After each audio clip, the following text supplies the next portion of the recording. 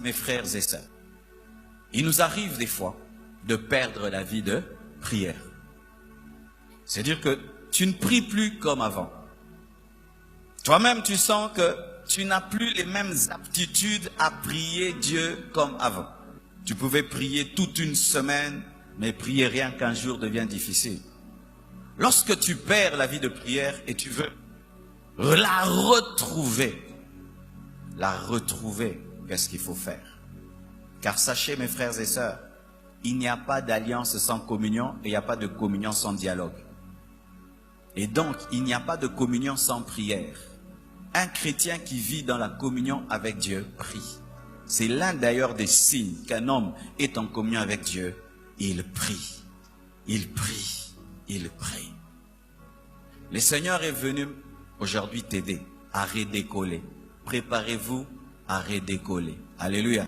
Voici ce qui arrive. Lorsque tu perds la vie de prière et tu te décides, je dois recommencer à prier. Rassure-toi que tu entres par la porte. La première chose, rassure-toi que tu entres par la porte qui est Jésus. Ce n'est ni par force ni par puissance. Il faudrait que Dieu te fasse grâce et il ne fait grâce qu'en Jésus-Christ. Donc si tu veux reprendre ta vie de prière sans compter sur Jésus, tu vas échouer. Tu veux échouer, c'est pourquoi tu échoues. Et tu échoues, pourquoi? Parce que tu veux entrer là où se trouve l'arche, mais sans passer par la porte du parvis. Seigneur, je ne prie plus. J'ai perdu ma vie de prière, mais je viens au devant de toi au nom de Jésus, restaure-moi. Ne viens pas avec ta propre volonté, tes propres décisions, ta propre discipline, ton propre programme. Désormais, je vais prier 4 heures du temps, je vais faire ceci. Si tu fais tout cela sans compter sur Jésus, tu vas abandonner. Chaque fois que nous perdons la vie de prière, en soi, nous perdons le chemin de la porte.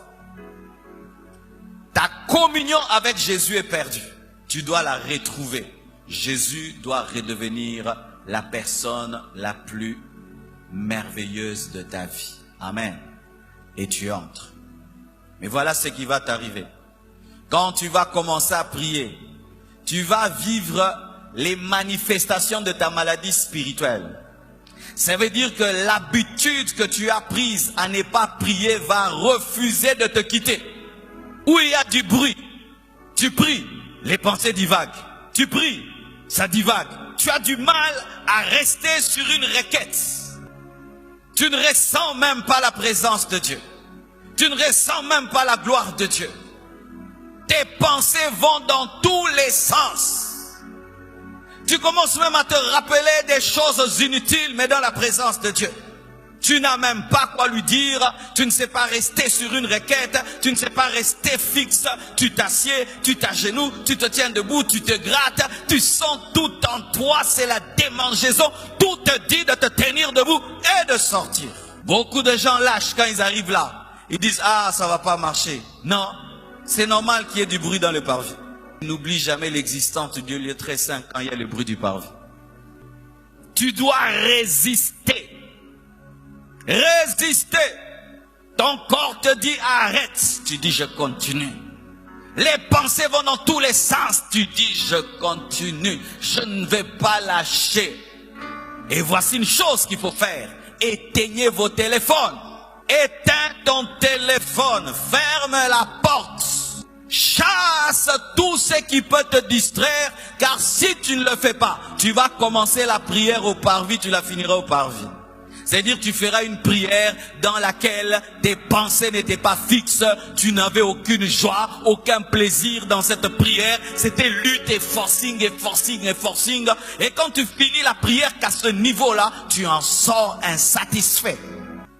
Vous voyez, l'homme, il est fait de corps, d'âme et d'esprit.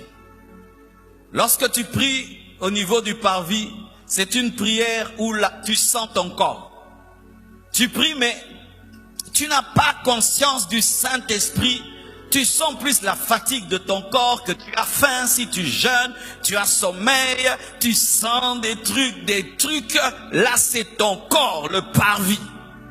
Et voici ce qu'il faut faire pour vaincre quand tu as ce niveau-là. Tu dois aller au niveau de la cuve des reins. Si tu vas vers la cuve de rein, tu vas oublier toutes les femmes qu'il y a dans le parvis, les allers-retours des lévites, des sacrificateurs, les animaux qui font du bruit. Tu vas te laver. Voici, lorsque tu es distrait et que tu veux reprendre ta vie de prière, purifie-toi. Demande à Dieu pardon pour tous tes péchés. Concentre-toi sur ta vie et sur toi et Dieu. Regarde-toi dans le miroir. Amen. Hein? Mire-toi devant la parole de Dieu pendant que tu pries. Vois-toi devant Dieu. Qu'est-ce que Dieu me reproche? Oh Seigneur, pardonne-moi. Eux, ils étaient lavés par l'eau, mais nous sommes lavés par le sang de Jésus. Amen. Seigneur, pardonne-moi, efface mes péchés, parce que la culpabilité empêche d'être concentré. Amen. Et sentir que Dieu peut te reprocher des choses t'empêche d'être concentré. Et tu demandes à Dieu pardon pour tous tes péchés. Et tu te mets en ordre avec Dieu. Ensuite, tu te concentres sur l'œuvre de la croix, car l'autel des sacrifices représente Golgotha. Tu commences à dire à Dieu merci pour l'œuvre de la croix, pour le sang de Jésus qui a coulé pour toi, pour la rédemption, pour la justification, pour la rémission de tes péchés, pour le tombeau qui est vide, pour tout ce que Christ a fait pour toi. Et plus tu te concentres sur ce que Jésus-Christ a fait pour toi, tu commences à oublier tout ce qui se passe dans la maison, tout ce qui se passe, Tu oublies tes péchés, ton ancienne vie, et tu dis merci Jésus pour ton onction dans ma vie. C'est parce que tu es mort. Merci Jésus parce que tu as tout accompli. Tu as dépouillé les autorités, les dominations à la croix. Merci pour Golgotha. Tu es là. Et quand tu vas rester là, du coup, tu vas sentir, tu ne forces plus. Tu n'as plus de distraction. Parce qu'au niveau du lieu saint, il n'y a pas le bruit de l'extérieur. Et tout d'un coup, le chandelier, le Saint-Esprit commence à te guider. Tu as déjà vécu ça? Où tu commences la prière, c'est le forcing, et tu pries même en langue, mais langue en oranzoto, tu pries, et puis même la plupart de nos cultes commencent comme ça. Et ça, tu peux vivre ça dans ta chambre, toi-même dans ta chambre. Mais le problème de beaucoup de chrétiens, c'est quand vous luttez là, le corps vous tient, vous distrait. Vous dites, Amen. Non, continue jusqu'à percer. Et quand tu perces, tu commences à entendre la voix du Saint-Esprit. Le Saint-Esprit commence à te parler. Il commence à te dire des choses. Tu sais que tu as telle destinée? Ah, c'est vrai. Oui. Tu sais que la Bible dit, le chandelier commence à éclairer le pain de proposition, car le pain représente aussi la parole. En ce moment-là, tu n'as plus faim. En ce moment-là, tu n'es même plus conscient de ce qui t'entoure. En ce moment-là, tu ne forces plus rien. Tu vis une prière qui ne vient plus du corps, mais qui vient de ton âme. Ton âme devient d'accord avec la prière. Parce qu'au niveau du parvis, ton âme ne veut pas prier. C'est pourquoi David dit, réjouis-toi, ô mon âme. Il ordonna à son âme. Pourquoi? Parce que l'âme peut refuser. Alléluia. Ton âme refuse, ton âme aimerait que tu te lèves, que tu sortes de la chambre, que tu ailles te promener, que tu regardes la télévision, que tu appelles au téléphone. Mais ton corps est à genoux, mais ton âme ne veut pas. Qui a déjà vécu ça? Mais si tu continues, tu perces spirituellement, ton âme maintenant est d'accord. Et là tu t'agenouilles. Tu pries, tu penses que tu n'as pas prié longtemps. Mais la même personne qui luttait ne sent plus le temps passer. Pourquoi? Quand tu commences à parler avec le Saint-Esprit, il te parle de la parole et tu lui reprends la parole. Il t'explique les Écritures, l'amitié avec le Saint-Esprit. Avec le Saint-Esprit, il commence à t'enseigner, te parler. Tu sens l'onction de Dieu.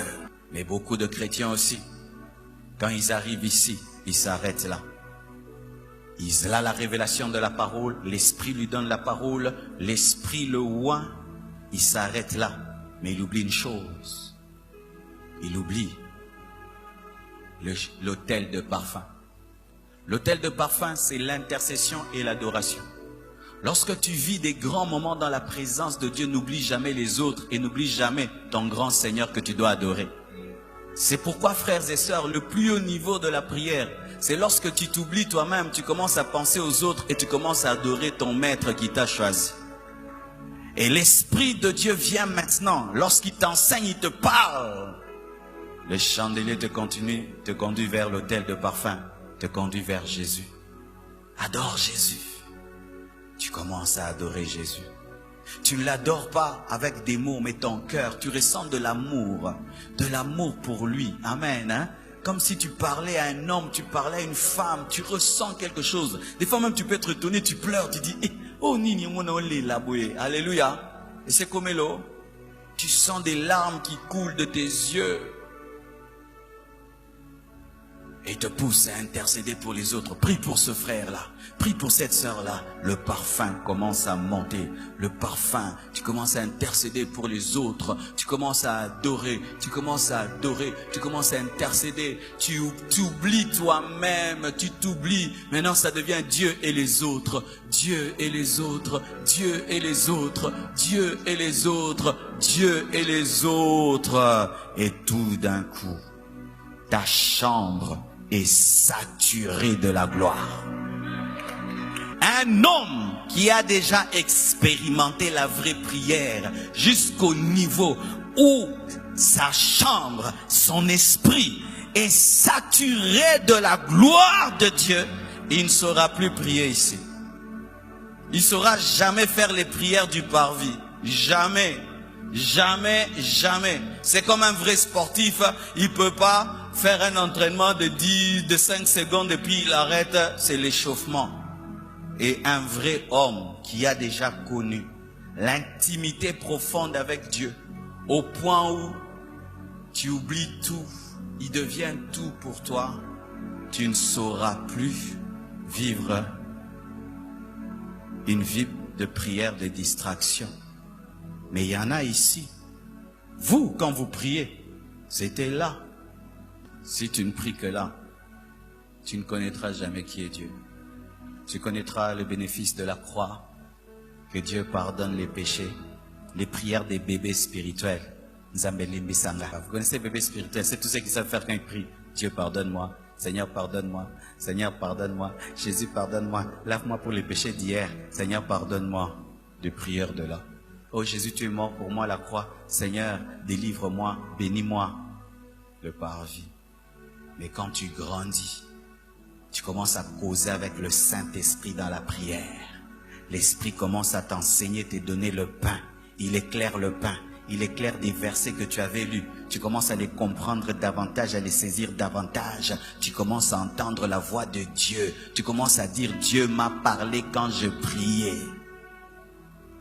Il commence à éclairer certains domaines de ta vie que tu ne voyais pas. Il te dit, mais tu sais, tu as aussi tel potentiel. Oh, moi, oui, tu as tel potentiel. Et il commence même à te donner les noms des gens quand tu pries. Et dit, prie pour tel. Il te donne des requêtes. Bien aimé. Et il te dit des fois, arrête de prier, va lire la Bible. Tu ouvres, il éclaire et puis il te ramène encore à prier. Frères et sœurs, quand vous priez, voici ce que l'ennemi aime faire. Vous poussez à avoir conscience que de votre corps et du monde qui vous entoure et de vos besoins. Parce qu'il sait que si vous laisse prier, si vous laisse, vous découvrirez que vous avez le meilleur ami qui vit en vous. Je ne sais pas si c'est toi, mais moi, vraiment, je prie par besoin d'amitié. Quand je ne prie pas profondément, je me sens comme si je suis en train de mourir parce que mon ami Jésus, je n'ai pas été trop profond avec lui. Il me manque. Il me manque. Persévère. Le téléphone se radaka. Le bruit entre, tu fermes. Tu es fatigué d'être debout, tu t'agenouilles. Tu es fatigué de t'agenouiller. Tu pries même allongé. Fatigué de t'allonger debout. Dieu voit, cet enfant me cherche. Pouf, l'Esprit de Dieu commence à te parler. L'Esprit de Dieu commence à t'enseigner. L'Esprit de Dieu commence à te révéler les choses. Il commence à te donner des requêtes. Il te pousse dans l'adoration. Et l'adoration t'amène dans la gloire. Et la gloire, chaque fois qu'elle descend, transforme l'homme qui la vit. La gloire est venue sur Moïse, son visage a rayonné. Mais nous, ce n'est pas seulement le visage qui rayonne, toute notre vie rayonne. Car Jésus sur la montagne de la transfiguration, ce n'est pas seulement son visage qui a rayonné, tout en lui a rayonné. Tel il est, tel nous sommes. Est-ce que nous pouvons prier? Voici pour terminer. Soyez capturés par la gloire de Dieu. Une fois que tu arrives à prier jusqu'au point d'être saturé de lui, ne cherche qu'à faire que de telles prières. Et tant que tu n'es pas arrivé là, ne lâche jamais plus. Parce que comme tu l'as goûté, ton esprit n'oubliera jamais. Que Dieu vous bénisse abondamment. Merci beaucoup.